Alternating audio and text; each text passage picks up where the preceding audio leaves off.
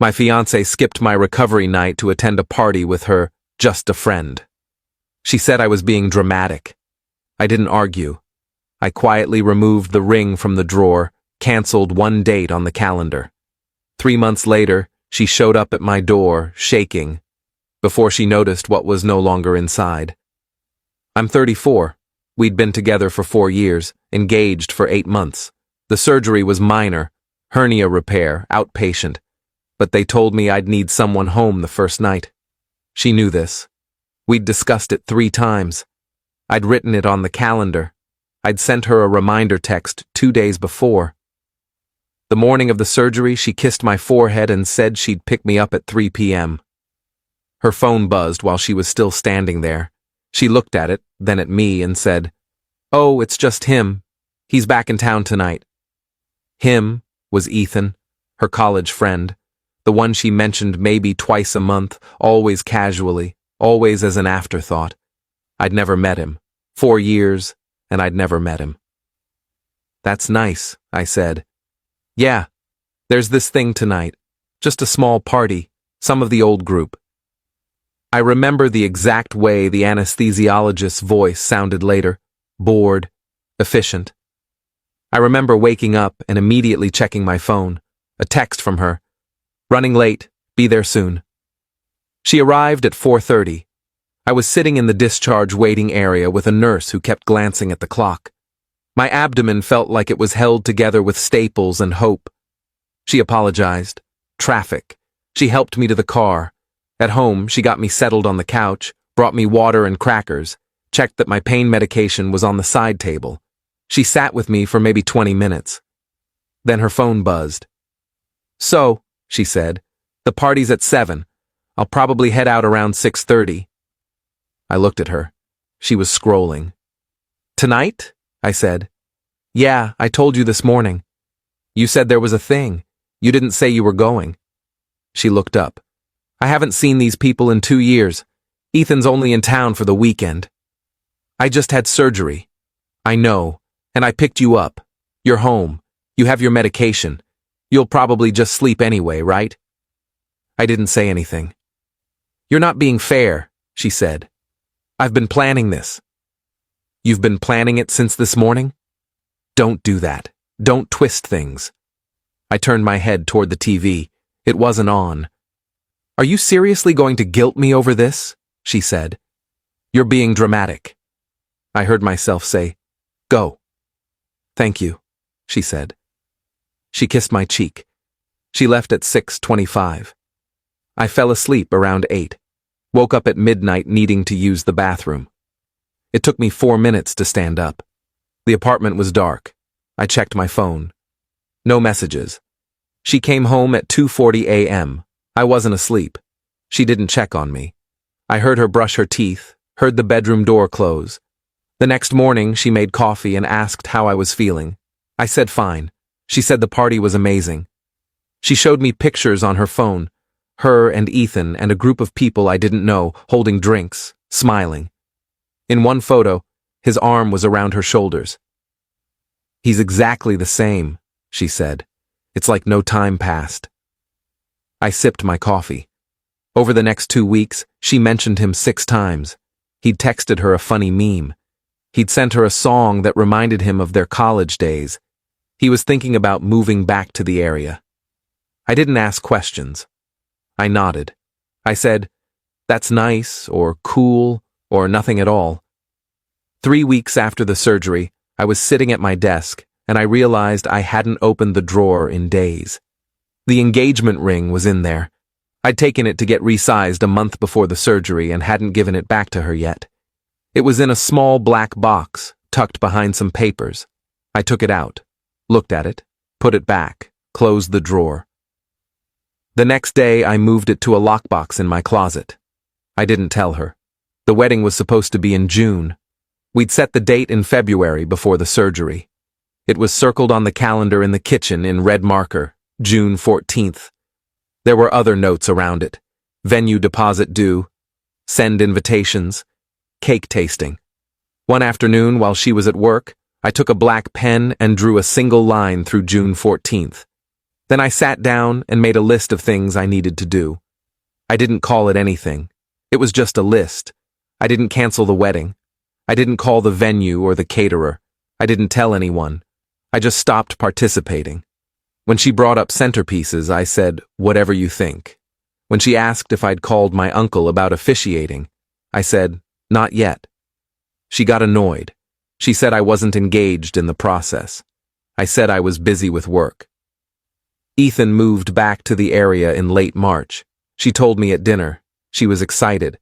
It'll be so nice to have him around again, she said. They started getting coffee every couple of weeks. She always told me ahead of time. Meeting Ethan at noon. She'd text. I'd text back a thumbs up. In April, they went to a concert. She invited me. I said I had work. She asked if I was sure. I said yes. She went. She came home happy. She said it was incredible. She showed me videos on her phone, shaky footage of the band, the crowd, Ethan beside her singing along. I watched the videos. I nodded. That week, I started looking at apartments. I didn't tell her. I'd browse listings late at night, after she'd gone to bed. Studio, 1 bedroom, something small. I saved a few. Reached out to a landlord, scheduled a viewing.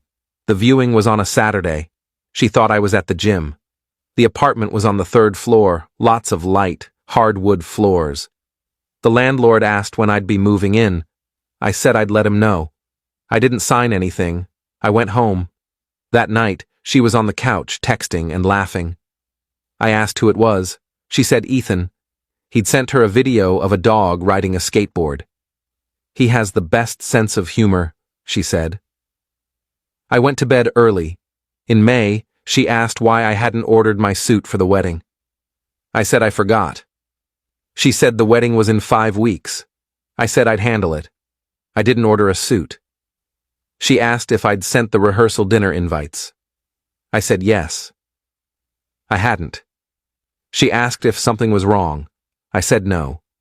You've been distant, she said. I'm just tired. Is it work? Yeah. She hugged me. She said we'd get through it. She said June would be amazing. She said she couldn't wait to marry me. I said nothing. The first week of June, she asked to see the ring. She wanted to wear it to a bridal shower her friend was throwing. I told her I'd accidentally left it at my parents' house last time I visited. She said that was annoying but fine. I hadn't seen my parents in 2 months. June 10th, 4 days before the wedding that wasn't going to happen, I told her I needed to go to my brother's place for the night. Emergency. He needed help with something. She said okay. She said she'd miss me. She kissed me goodbye. I didn't go to my brother's. I went to a hotel. I sat on the bed and stared at the wall. I ordered room service. I didn't eat it. I came home the next morning. She was at work. I packed a bag. Not everything. Just enough.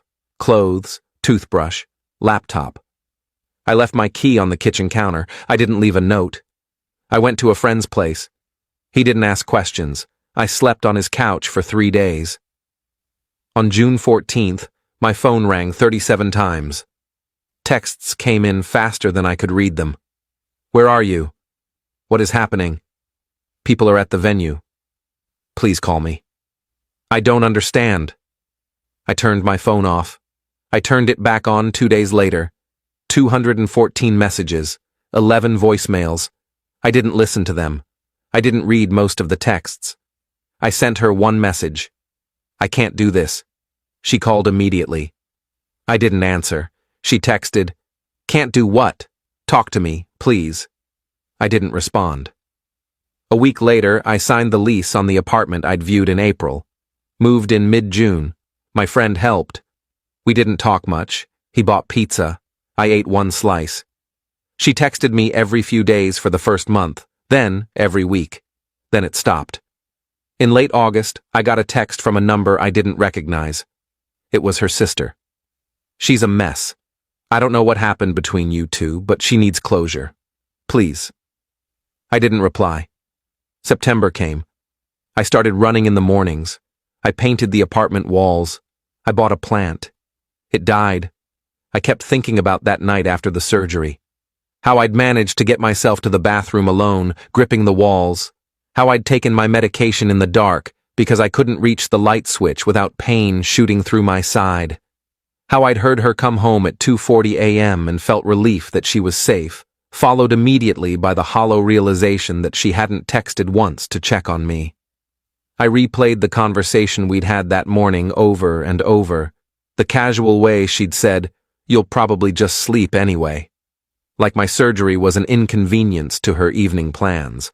Like recovery was something that happened quietly, independently, without needing anyone. Maybe that's what hurt most. Not that she went, but that she genuinely couldn't see why it mattered. My mother called in late September. She'd heard from someone. She asked if I was okay.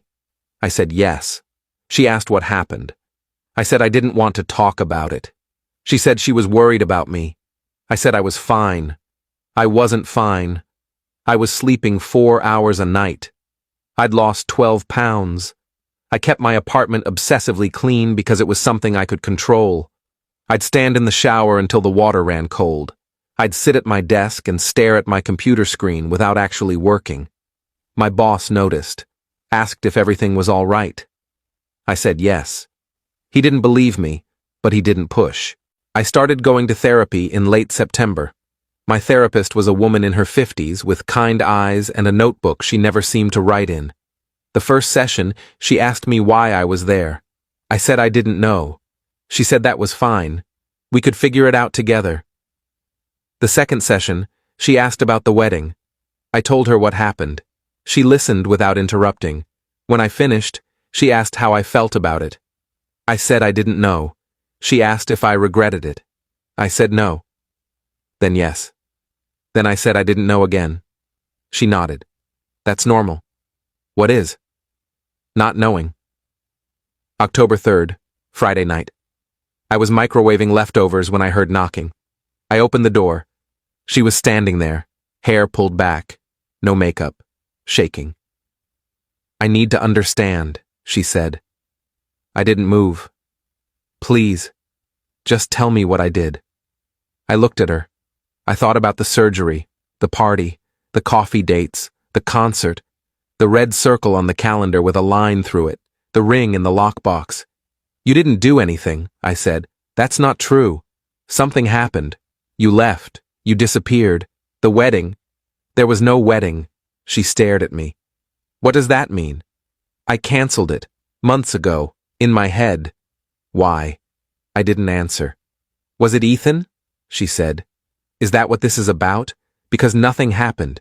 Nothing has ever... I know. Then what? I stepped back. You should go. No. I came here for an answer. I don't have one you'll like. She was crying now. Try. I looked past her, into the hallway. You chose a party over me the night I needed you. You didn't even realize it. That's when I knew. Knew what? That I wasn't what you prioritized, and I didn't want to spend my life waiting to matter. She opened her mouth, closed it. It wasn't dramatic, I said. It was just true. She wiped her face. She looked at me like she was searching for something. Then her eyes shifted. Past me, into the apartment. I watched her expression change, watched her realize. The walls were different. The furniture wasn't ours. The space didn't have any of her in it. There were no photos of us, no shared memories, nothing that indicated she'd ever been part of my life. How long have you been living here? She asked quietly. Since June. Before the wedding. There was no wedding, I said again. She took a step back, then another. She looked at me one last time. Her face was pale, eyes red. She looked smaller somehow, diminished. I would have chosen differently, she whispered, if I'd known. I know, I said. And I meant it. I believed her. But that was the problem, wasn't it? She would have chosen differently if she'd known it mattered, but she shouldn't have needed to know. She should have just known. She left. I closed the door, locked it, stood there for a while. The leftovers were cold. I threw them away. I sat on the couch in the dark. My phone buzzed an hour later. A text from her. I'm sorry. I'm so sorry I didn't see it. I stared at the message. My thumb hovered over the keyboard. I didn't reply. 3 days later, another text. Can we talk? Please? I turned off my phone. A week after that, flowers arrived at my door. No card. I knew they were from her. I left them in the hallway. By morning, someone had taken them. Update 1. It's been 2 months since she showed up at my door. The texts have stopped. The flowers stopped. Everything stopped. My therapist asked if that made me feel better or worse. I said neither. She asked what I felt. I said empty. Empty isn't nothing, she said. I've been going to the gym 5 days a week.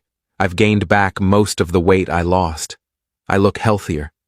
People have stopped asking if I'm okay. But I'm not sleeping better. Still 4, maybe 5 hours a night. I wake up at 3 a.m. and stare at the ceiling. I think about her. I think about Ethan. I think about the party. I think about lying in the dark after surgery, waiting for a text that never came. My friend invited me to Thanksgiving. I said yes, then canceled the morning of. I spent the day watching old movies and eating takeout Chinese food.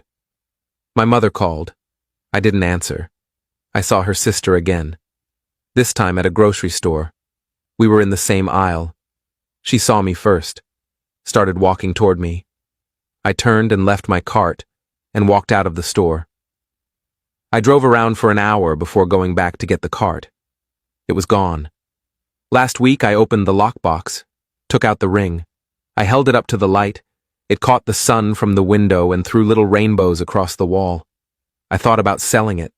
I looked up jewelers who buy back rings. I called one, made an appointment, then canceled. I'm not ready. I don't know when I will be. My therapist says there's no timeline for grief. I said, I'm not grieving. She gave me a look. What am I grieving? I asked. The person you thought she was. The future you thought you'd have. The version of yourself who believed in both. I didn't go back to therapy for 2 weeks after that. Update 2. It's December now. Almost a year since the surgery. I went home for Christmas. My mother cried when she saw me. My father asked if I was eating enough. My brother asked if I was seeing anyone. I said no. We didn't talk about her. But she was there anyway. In the questions nobody asked. In the careful way they avoided certain topics. In the extra place at the table that wasn't set. On Christmas Eve, my mother found me in the kitchen at midnight. I was drinking water and staring out the window at the snow. Do you want to talk about it? She asked. No. Okay. She stood there for a minute. Then she said, You know, sometimes the hardest thing is realizing that love isn't always enough. I looked at her. Your father and I almost didn't make it, she said. Year 3. He was working all the time. I felt invisible. We went to counseling. It was hard. But we both showed up. That's what mattered. We both showed up. She showed up, I said. She picked me up from surgery. And then she left. I didn't say anything. That's the part that matters, my mother said. Not whether someone shows up once, but whether they stay. I flew back on the 26th. My apartment felt colder than I remembered. I turned up the heat. It didn't help.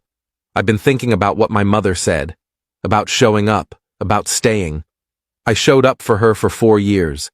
I stayed through every argument, every doubt, every moment when it would have been easier to leave. But in the end, I left without warning. I disappeared. I didn't give her a chance to fix it. Was that fair? My therapist says fairness isn't the right lens. She says sometimes self-preservation looks selfish from the outside. I don't know if I was preserving myself or punishing her. Maybe both. On New Year's Eve, I got a text from a number I didn't recognize. Hey, it's me. I got a new phone. I know you probably won't respond. I just wanted you to know that I'm seeing someone, a therapist. She's helping me understand what happened, why I couldn't see it. I'm not telling you this because I want you back. I know that's not possible. I'm telling you because you deserved better than who I was, and I'm trying to become better. Not for you. For me. I hope you're okay. I hope you're happy. I hope someday this doesn't hurt anymore. For both of us. I read it 3 times. I typed a response. Deleted it. Typed another. Deleted that too. I turned off my phone. At midnight, I stood on my balcony and watched fireworks in the distance. People were cheering somewhere. Someone set off car alarms. The city was alive with celebration. I felt nothing. Update 3. January came, the anniversary of the surgery. I didn't think about it until the day of. I woke up and checked the date and realized. 1 year. I went to work. Came home. Made dinner. Sat on the couch. My phone rang. Unknown number. I answered without thinking. Hello? Hi, it's me. I froze. I'm sorry, she said. I know I shouldn't call. I wanted to check on you. It's been a year since the surgery. I don't know if you remember, but I remember. Silence. How are you? She asked. Fine. Are you really? I didn't answer. I think about that night all the time, she said. How I left you alone. How I didn't see it. How I didn't understand what it meant.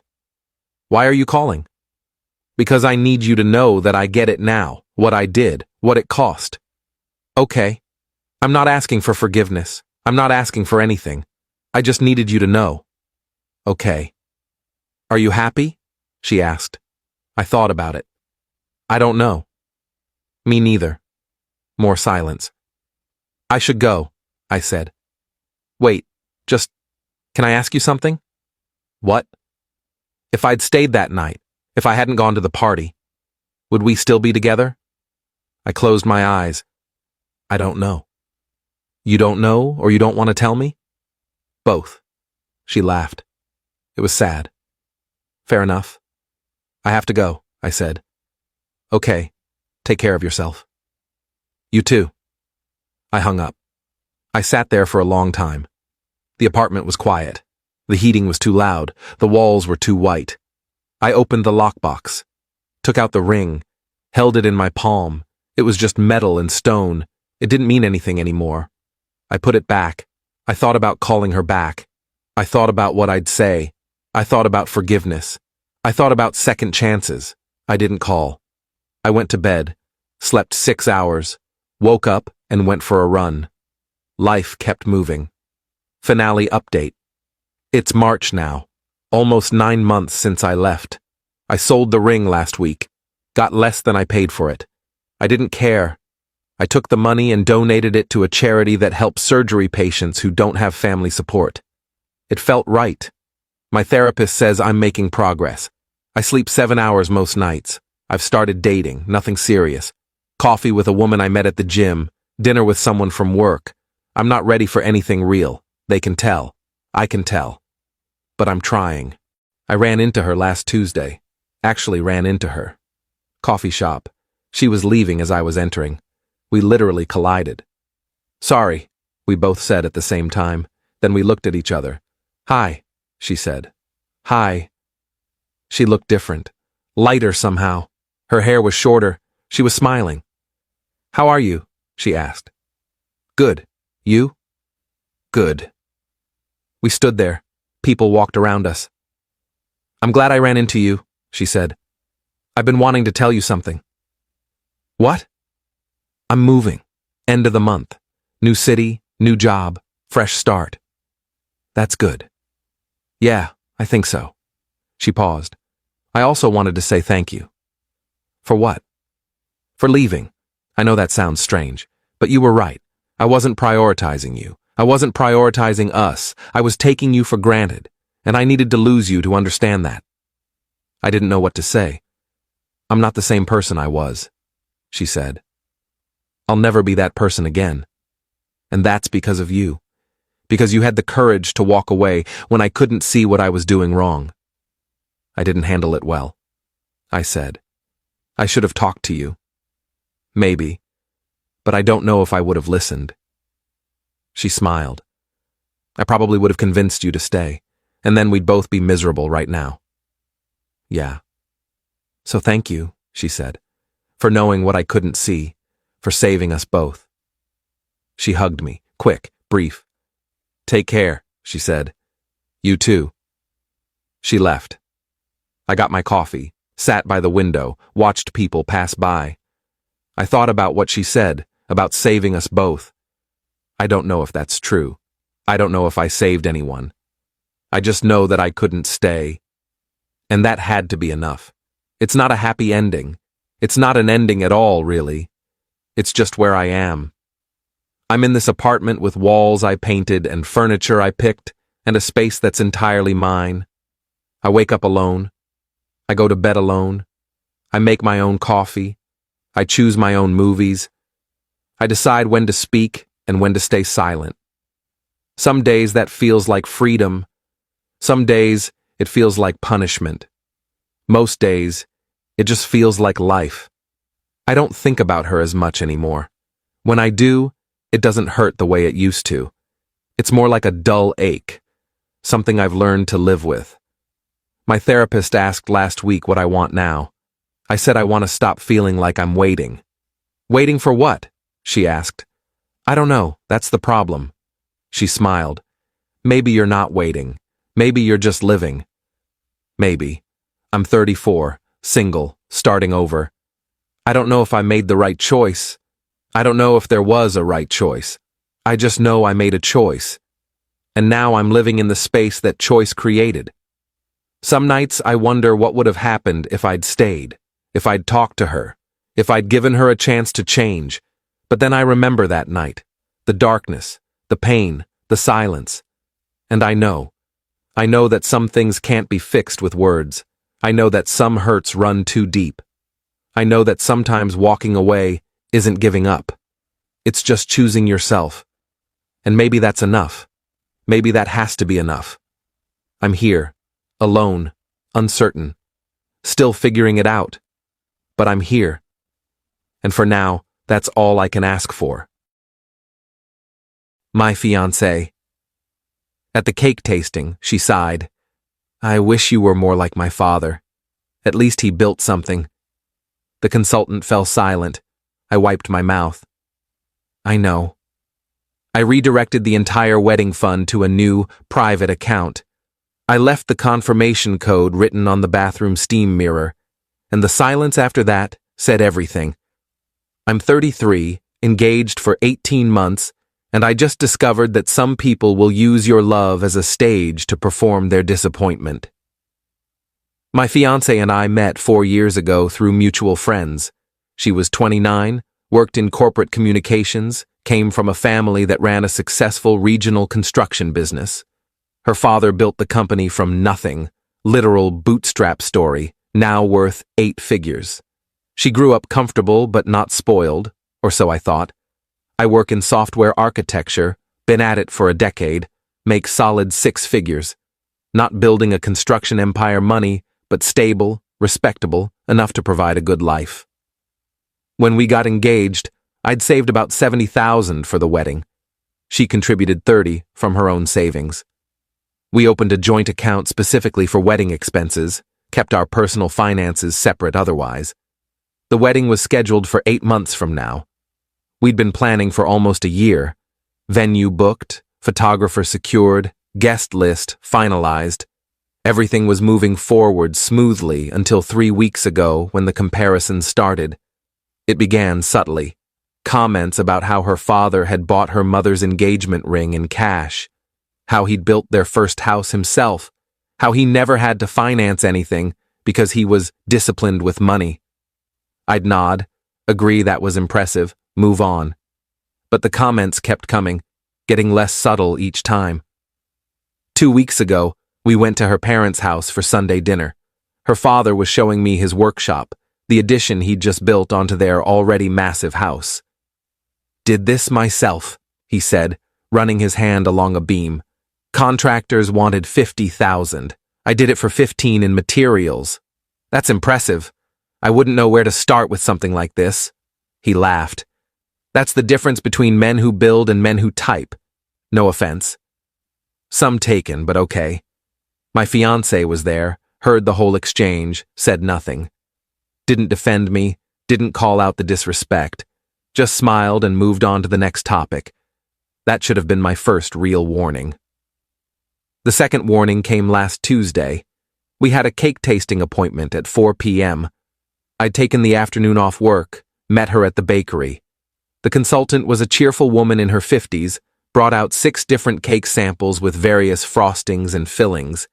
We were on the third sample, some kind of lemon raspberry situation, when my fiancée set down her fork and sighed, not a small sigh, a heavy, theatrical sigh that made the consultant look up. "Everything okay?" the consultant asked. "It's fine. The cake is fine. Everything is fine." But clearly nothing was fine. I knew that tone. That was the tone that preceded a conversation I didn't want to have. "What's wrong?" I asked. She looked at me with this expression, disappointment mixed with resignation. "Nothing. I'm just thinking about my parents, about how they did their wedding. They got married at City Hall, didn't they?" "Yes, because my father was focused on building the business, on building something that would last. He didn't waste money on a party." "We're not wasting money. We're celebrating with people we love." "Are we? Or are you just spending money we could be saving? Money we could be using for a down payment on a house?" "We've talked about this. We both wanted a real wedding. You picked this bakery. You chose the expensive venue." "I know. I just wish—" She trailed off, took a sip of water. "Wish what?" She looked at me. Right at me. With the consultant sitting there, with strangers at other tables nearby, she said it. "I wish you were more like my father. At least he built something." The consultant's smile froze. She pretended to check her notes. I set down my fork, wiped my mouth with the napkin, took a slow breath. "I know." "What?" "I know that's what you wish. You've been making it pretty clear lately." "Don't be dramatic. I'm just saying, my father had better priorities at your age." "Your father had different priorities. Not better. Different. And he also had you, comparing every man you met to him, which I'm sure made for healthy relationships. That's not fair. Isn't it? We're sitting here tasting $300 cakes, and you're telling me I'm not enough because I'm not your father." The consultant cleared her throat. "Maybe I should give you 2 a moment?" "No need," I said. "We're done here. Thank you for your time." I stood up, put on my jacket, walked out while my fiancée was still processing what had happened. She caught up with me in the parking lot. "Where are you going?" "Home. To think." "About what?" "About whether I want to marry someone who sees me as a disappointment." "I never said that." "You just said you wish I was more like your father. You said he built something, implying I haven't. That's calling me a disappointment without using the exact words." "You're being sensitive. I'm being observant. This isn't the first comment. It's just the first one in front of a witness." "So what now? You're going to sulk?" "No, I'm going to think. You should too. Think about whether you actually want to marry me or if you're just settling because I'm available." I drove home. She didn't follow immediately, probably stayed to apologize to the consultant and spin the story. I got home around 5:30, went straight to my laptop, logged into our joint wedding account, looked at the balance. $73,000. My 70. Her 3 that were left after deposits. I opened a new savings account in my name only. Transferred $70,000 from the joint wedding account to the new account. Left $3,000 in the joint account. Her contribution.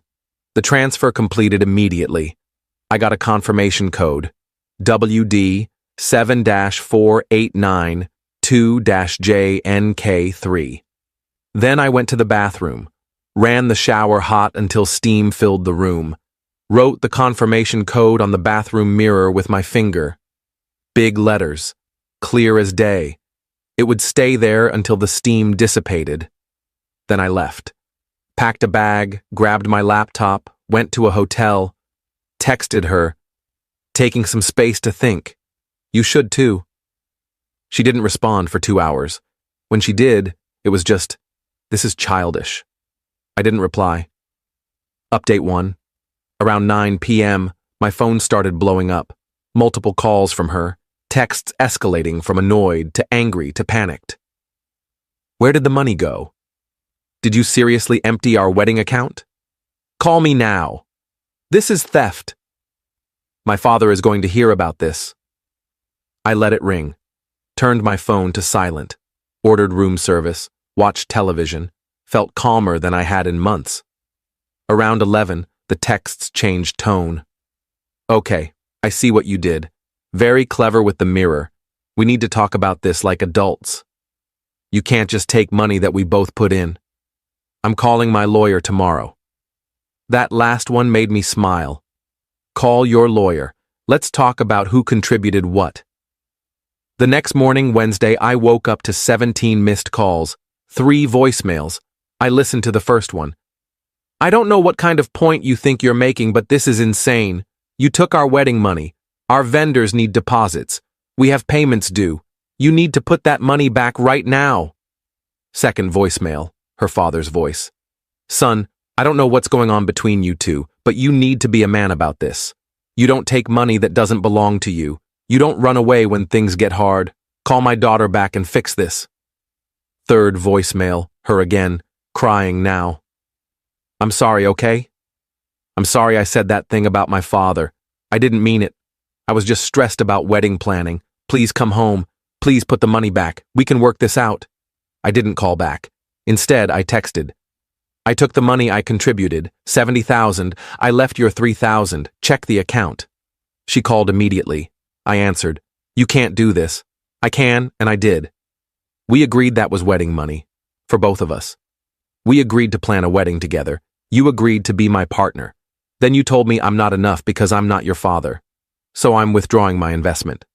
That's not what I meant. That's exactly what you meant. You've been building up to it for weeks. I'm not stupid.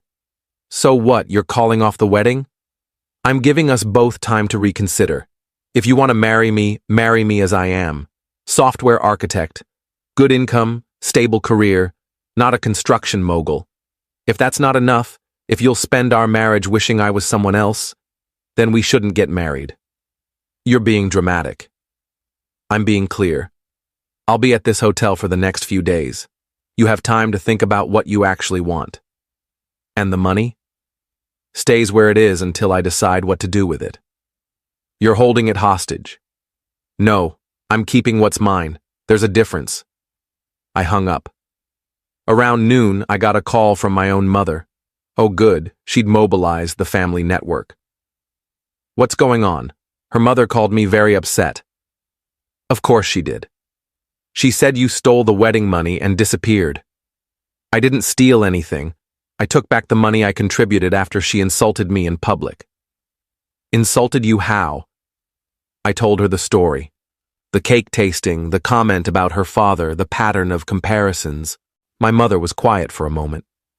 That's not okay. What she said. I know. But running away isn't the answer either. I'm not running away. I'm giving space to evaluate whether this marriage is a good idea. And the money? Is mine. I earned it. I saved it. I contributed it when I thought I was marrying someone who respected me. Now I'm not sure, so the money stays with me. You'll give it back if you work things out? Maybe. If I believe we actually worked things out and it's not just her wanting access to the account again. You sound very calm about this. I am calm. I'm tired of not being enough for someone. I'd rather be alone than constantly compared to her father. I understand. But don't make any permanent decisions while you're emotional. I'm not emotional. That's what's scaring her. I'm rational. I've thought this through. If she can't love me as I am, we shouldn't get married. My mother sighed. Keep me updated. I love you. Love you too. Update 2. Thursday afternoon, she showed up at my hotel. I don't know how she found me. Probably called around to nearby hotels asking if I'd checked in. I was in the lobby working on my laptop when she walked in. She looked terrible. Eyes red, hair pulled back messily, wearing sweatpants. not her usual put-together self. We need to talk. I'm listening. Not here. Can we go somewhere private? No. We can talk here in the lobby where there are witnesses. Say what you need to say. She sat down across from me. I'm sorry. Really, truly sorry. What I said was horrible. I've been under stress with wedding planning and I took it out on you. Okay? Okay? That's all you have to say? What do you want me to say? You apologized. I heard you. That doesn't fix the problem. What problem? I said I'm sorry. The problem is that you meant it when you said it. You weren't just stressed. You've been thinking this for months. All those little comments, all those comparisons to your father, that wasn't stress. That was your real opinion leaking out. That's not true. Isn't it? Be honest. Do you think I'm successful enough?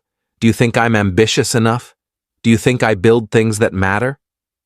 She hesitated. That hesitation told me everything. I think you're comfortable. Maybe too comfortable. There it is. What? The truth.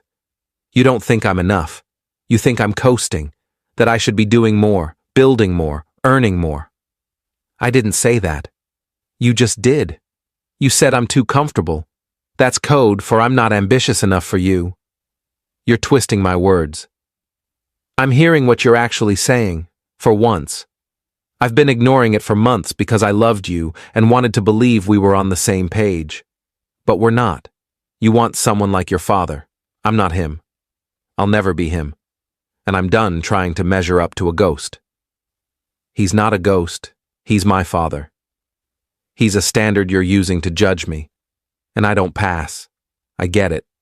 So let's save ourselves the trouble of a failed marriage. You're breaking up with me? Over this? I'm acknowledging reality. You're settling for me. Eventually, you'll resent me for not being more. Better to end it now than 5 years and 2 kids into a marriage where you wish you'd married someone else. I don't want someone else. I want you. No. You want who you think I should be. You want me to be more ambitious, more driven, more like your father. I'm not that person. I'm me. And me isn't enough for you. She started crying. Please don't do this. I love you. You love the potential version of me that you've built in your head. You don't love the actual me who's sitting here. If you did, you wouldn't compare me to your father. You wouldn't sigh and say, you wish I'd built something. You'd just love me as I am. I do love you as you are. Then why can't you stop comparing me to him? She didn't have an answer. I packed up my laptop. I'll be at the hotel for another few days. Then I'm going to start looking for my own apartment. You can keep the one we share. I'll move out my stuff when I find a place. What about the wedding? Cancel it. Tell people we mutually decided not to get married. I'll handle my side of the guest list. And the money? My $70,000 stays with me. Your $3,000 is still in the joint account. Use it to cancel vendor contracts if there are penalties. $3,000 won't cover everything. Then ask your father. I'm sure he'll help. He built something after all. I walked away. She didn't follow this time. Update 3, Friday morning. Her father called. I almost didn't answer but decided to get it over with. You're making a mistake. Hello to you too. My daughter loves you. She made one comment and you're throwing away 4 years over it. It wasn't one comment. It was months of comments. The cake tasting was just the loudest one. So she thinks you should be more ambitious. So what? That's what women do. They push their men to be better. There's pushing someone to be better and there's telling them they're not enough. She told me she wishes I was more like you, that you built something and I haven't. How is that supposed to make me feel? Like you should step up. Step up to what? I make 6 figures, I'm stable, I'm responsible, I'm a good partner, but that's not enough because I didn't build a construction empire? You're being sensitive. I'm being self-aware. Your daughter doesn't want to marry me. She wants to marry a version of you. I'm not interested in being judged against you for the rest of my life. She doesn't think that. Yes, she does. Ask her. Really ask her. Ask if she thinks I'm successful enough. Ask if she's proud to introduce me to her friends. Ask if she thinks I've built something worth respecting. See what she says." He was quiet. "You know I'm right," I continued. "You've seen it too. You've made your own comments about men who type versus men who build. You've set the standard she's measuring me against. And I don't meet it. I never will." "So you're just giving up?" "No, I'm accepting reality. I'd rather be alone than spend my marriage feeling inadequate." "What about the money you took?" "My money, that I earned and saved. I took back what's mine." "You had an agreement." "We had an agreement to get married. She broke that agreement when she told me I'm not enough. So the agreement is void." "That's not how it works." "That's exactly how it works. I'm not legally obligated to give her money just because we were engaged. Check with a lawyer if you don't believe me." "You're being vindictive." "I'm being protective. Of myself, of my finances, of my future." She's heartbroken. She'll get over it. She'll find someone more ambitious, someone who builds things, someone more like you. I hung up. Saturday, I started looking at apartments. Found a decent one-bedroom about 20 minutes from my office. Put down a deposit. Scheduled move-in for 2 weeks out. Sunday, my fiancée texted. "Can we please meet one more time? Face to face. No yelling, no drama, just talk." I agreed to meet her at a coffee shop Monday afternoon. Update for Monday at 3 p.m. We sat across from each other at a coffee shop neither of us usually went to. Neutral ground. She looked better than Thursday. Not great, but better. Hair washed, makeup on, dressed in actual clothes. "Thank you for meeting me." "You're welcome. I've been doing a lot of thinking." And you're right. About some of it. I have been comparing you to my father, not consciously, but I see it now." "Okay. I didn't realize how much pressure that put on you. How unfair it was." "Okay. Is that all you're going to say?" "Okay.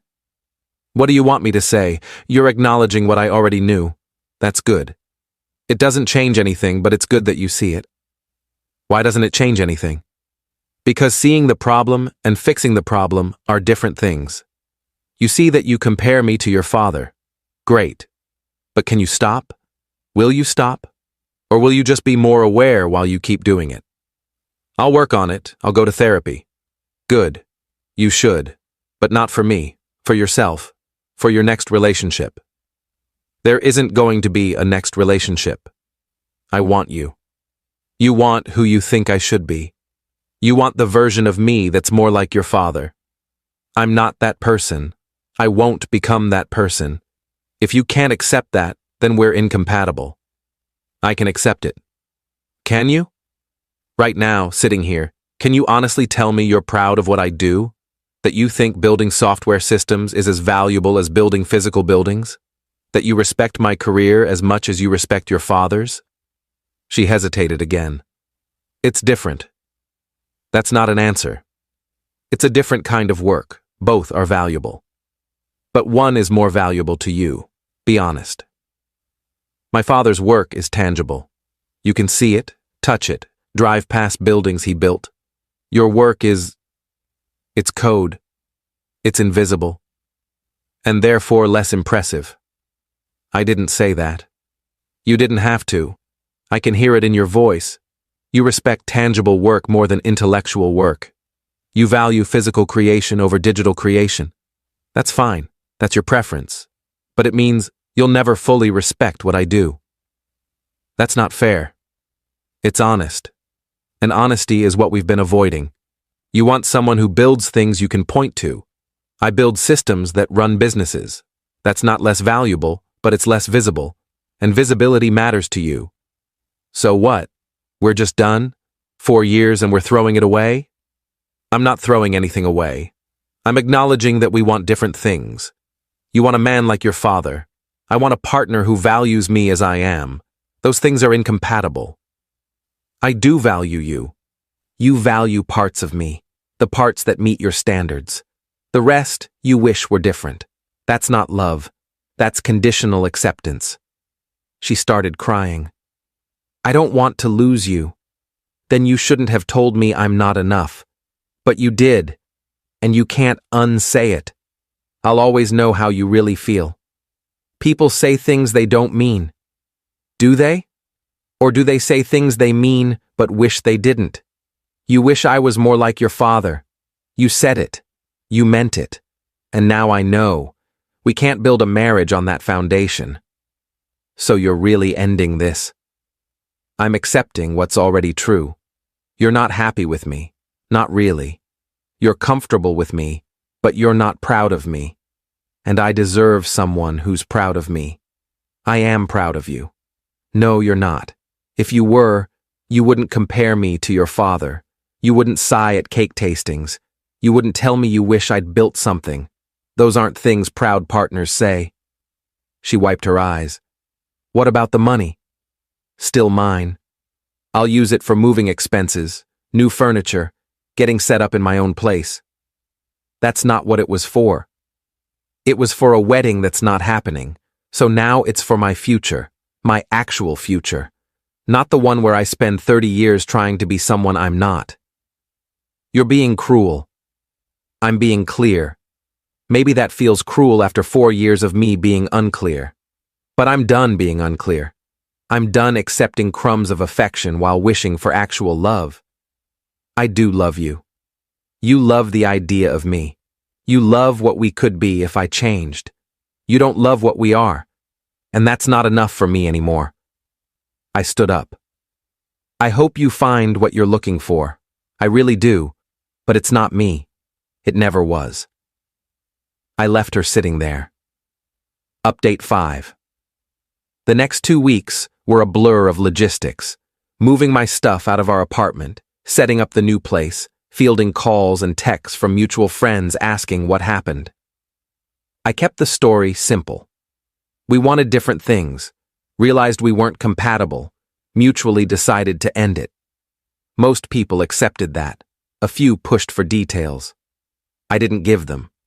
Her story, from what I heard through the grapevine, was that I'd overreacted to one comment and refused to work on things, that I'd stolen the wedding money and abandoned her, that I'd been looking for an excuse to leave and the cake tasting gave me one. Fine. Let her tell that version. People who knew me would question it. People who didn't weren't worth explaining to. 3 weeks after the hotel, I was fully moved into my new apartment. 1 bedroom, 10th floor, good view of the city. Quiet. Mine. I'd blocked her number after the coffee shop meeting, but she found ways to reach me. Emails, messages through friends. One time she showed up at my new building, but security didn't let her up. Each message was some variation of, please reconsider. We can work this out. I'll change. I love you. I didn't respond to any of them. 4 weeks after the hotel, I got a message from her mother. We'd always gotten along decently, so I read it. I don't know your side of the story, but I know my daughter is devastated. Whatever happened, whatever she said, she didn't mean to hurt you this badly. Please consider giving her another chance. She loves you very much, I wrote back. She loves who she wants me to be. That's not the same as loving who I am. I hope she finds happiness, but it won't be with me. Her mother didn't respond. 5 weeks after the hotel, mutual friends stopped reaching out. The dust had settled. People had chosen sides or decided to stay neutral. Life moved on. I focused on work, on setting up my new place, on rediscovering who I was without constantly being measured against someone else's father. It felt good. Lonely sometimes, but good. Final update. That was 3 months ago. The engagement is done, the wedding is canceled, the life we were building is dismantled. I heard through a friend that she'd started dating someone new. Guy who works in commercial real estate, runs his own firm, drives an expensive car. More her speed, more like her father. Good for them. The $70,000 is still in my account, earning interest. I've been debating what to do with it. Part of me wants to use it as a down payment on a condo. Part of me wants to invest it. Part of me wants to donate it just to prove I never cared about the money, only the principal. I'll probably invest it. Build something for my future. My actual future, not the one where I'm constantly trying to impress someone who's already decided I'm not enough. I've been on a few dates, nothing serious yet. Taking my time, making sure the next person actually likes me as I am, not as a project they want to improve. One woman asked me on the second date what I did for work. I told her I was a software architect. She said, "That's cool. What kind of systems do you build?" Not, "That must be nice to work from home," or, "Do you ever wish you did something more tangible?" Just genuine interest in what I actually do. We're seeing each other again next week. I don't miss my ex. I miss the version of our relationship that existed before the comparisons started. But that version was probably always partially fiction. She was probably always comparing me to her father, just not saying it out loud. The cake tasting was just the moment she said out loud what she'd been thinking all along.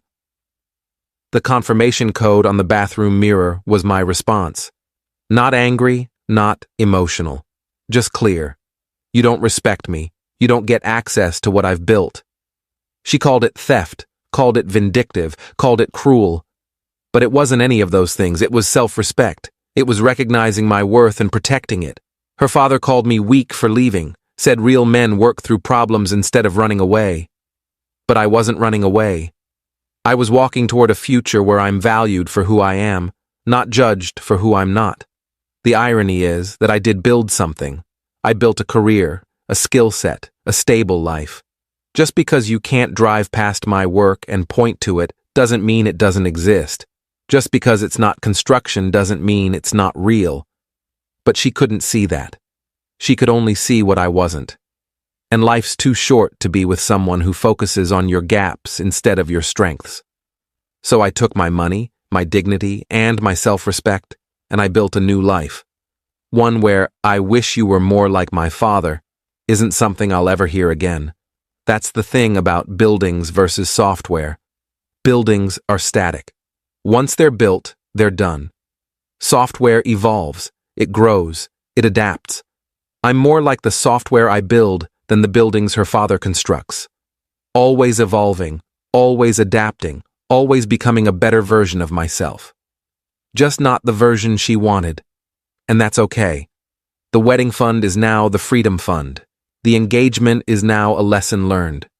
The future is now mine to build however I want, without someone standing over my shoulder wishing I was building it differently. My wife smiled at the table and said, "I have something to announce." Everyone leaned in, waiting. I stood up before she could finish, calm, no anger, and said one sentence she thought I'd never say out loud. The room went silent, and her smile disappeared instantly. I'm 38, married for 9 years to a woman I thought I knew. We met in our late 20s through mutual friends, got engaged after 2 years, married a year later. Standard story. Good jobs, nice house in the suburbs, the whole package. No kids yet. We've been trying for about 3 years with no success. Or so I thought. The dinner party was her idea. She wanted to host both our families for her birthday. Parents, siblings, a few close friends. About 15 people total crammed into our dining room on a Saturday evening in October. I'd spent most of the day helping her prep, chopping vegetables, setting up tables, being the supportive husband. She seemed unusually excited, almost giddy. I figured it was just birthday energy. We'd had problems. Not huge ones, but the kind that accumulate. She'd been distant for about 6 months. Less affectionate. More time on her phone. Started going to the gym religiously, which was new. New clothes. New haircut. I'd asked if everything was okay a few times and got the standard, "I'm just stressed with work" response. I believed her because I wanted to. Because questioning it meant acknowledging something I wasn't ready to face. 2 weeks before the dinner, I'd noticed she'd been to the doctor 3 times in 1 month. Found the EOB statements from our insurance. When I asked about it, she said it was routine stuff. Annual checkup, follow-up labs, nothing important. I didn't push. Should have. The dinner was going well. Good food, decent conversation, everyone in high spirits. We'd finished the main course, and I was clearing plates when she stood up, tapping her wine glass with a fork. Everyone quieted down, turned to look at her. She had this massive smile on her face, the kind I hadn't seen in months. "I have something to announce," she said, practically glowing. Everyone leaned in. Her mom clutched her chest like she knew what was coming. My mom looked hopeful. Her sister was grinning. This was clearly the moment they'd all been waiting for. I stood up before she could say another word. Calm. No anger. No dramatic gestures. Just stood and looked at her. "The baby isn't mine," I said. The room went completely silent.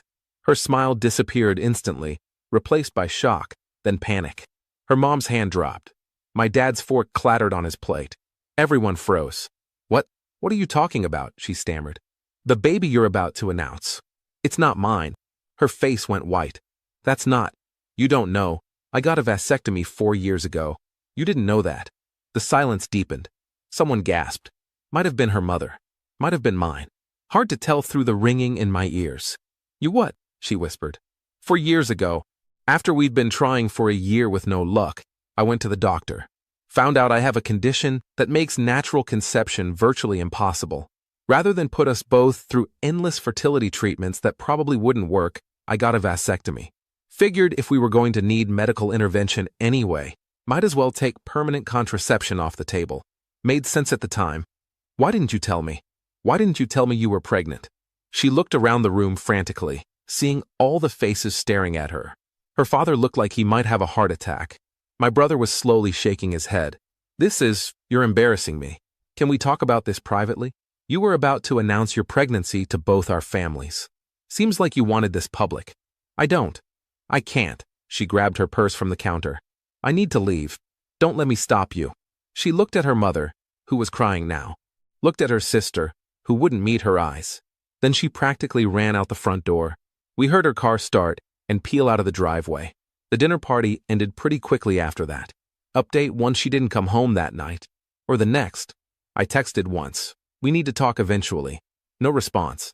Her mom called me the next morning, crying, asking what was happening. Was I sure? How could I do that to her at her own birthday party? I told her to ask her daughter who the father was and hung up. My own mother called an hour later. "Is it true? About the vasectomy?" "Yes." "Why didn't you tell us?" "Because it was my medical decision and none of your business." "But she's pregnant?" "You're sure? I found the positive test in the bathroom trash 3 weeks ago. Hidden under other stuff, but I saw it. That's when I started noticing the doctor's appointments." "Oh, honey, I'm so sorry. I wasn't ready for sympathy." Hung up on her too. Spent the day cleaning up from the party. Throwing away leftover food. Washing dishes. Packing up decorations. Mechanical movements while my brain processed. She'd been cheating. Obviously. For how long? With who? Did it matter? She finally texted Tuesday afternoon. "Can I come get some clothes?" "When?" "Tonight around 6. Will you be there?" "Yes." She showed up with her sister. Used her as a buffer, wouldn't look at me. Went straight to the bedroom, packed a suitcase while her sister stood in the doorway like a guard. I stayed in the living room. When she came back down, suitcase in hand, I said, "Who is he?" "Does it matter?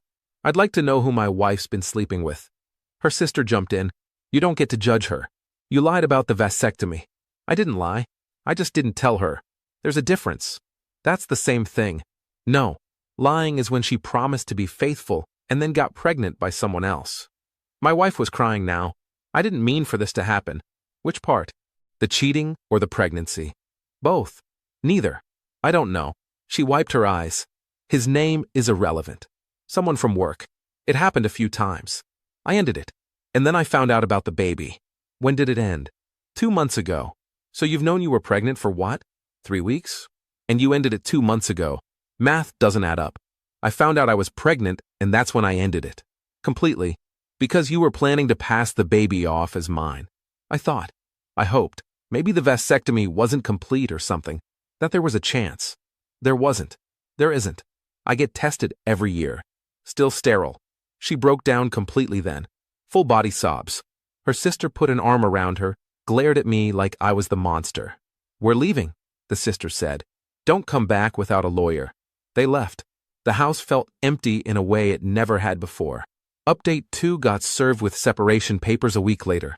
She wanted to move quickly, apparently. "Fine. Buy me." I hired a lawyer, good one, explained the situation. He actually laughed. "This is the most open and shut case I've seen in years." She can't claim infidelity on your part. You have medical records proving the child isn't yours. She's the one who cheated. You're getting out clean. What about the house? Whose name is on the deed? Both of ours. You'll have to buy her out or sell. But given the circumstances, you have leverage. She's not going to fight too hard. He was right. She signed everything I put in front of her. Took a cash settlement for her half of the house that was frankly lower than it should have been, but she didn't counter. Wanted it done quickly. So did I. The divorce was final in 4 months. State has a waiting period, but we rushed everything else. I kept the house, the car, most of the furniture. She took her personal items and some kitchen stuff. Split the bank accounts evenly. I didn't ask about the baby again. Didn't ask about the father. Didn't care. My brother asked me once, couple months after the dinner, "How did you stay so calm when you stood up and said that?" I'd known for weeks. Had time to process. But why at the dinner party? Why publicly? Because she wanted to announce publicly. Wanted everyone to celebrate with her. Thought she'd lock me in. Once everyone knew, I'd have to play along. Pretend the baby was mine. Be the good husband. She miscalculated. That's cold. She earned it. Final update, it's been 8 months since the dinner party. The divorce is done. I'm still in the house. Fixed it up a bit. Made it mine instead of ours. Painted the bedroom a different color. Got rid of furniture that reminded me of her. Started over.